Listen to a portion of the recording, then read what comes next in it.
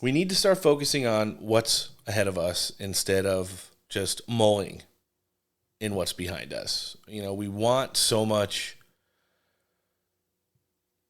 revenge and redemption and retribution for things that have happened to us instead of making sure that it never happens again. And there is a clearly defined line between the two. And you have to understand the worth of the latter more than the joy which may come in the aforementioned. And that's just kind of the way I look at it. You have to be able to prioritize these things and really understand what it would mean to not work on the things that worked against us since President Trump came down the golden escalator, and there are a lot of them. We really have to prioritize making sure that this stuff never happens again. And that's just the way the world works. So President Trump had a statement following this announcement, which came across the wires on Saturday, and in regards to Joe Biden having cancer. And I'm going to read it right now. It's brief.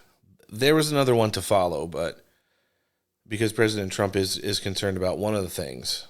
So here's what he had to say on Saturday afternoon. Melania and I are saddened to hear about Joe Biden's recent medical diagnosis. We will extend our warmest and best wishes to Jill and the family, and we wish Joe a fast and successful recovery. Pretty cool. Pretty cool. I had mentioned the Her tapes. I've got one audio file put aside. We could pause halfway through because, it is tedious to get through. But I definitely think it's something that if you haven't heard it yet, you need to either turn the volume up in your car or in your headphones or on your television set right now if you're streaming there, and just kind of take it in. Like, this is literally what was going on.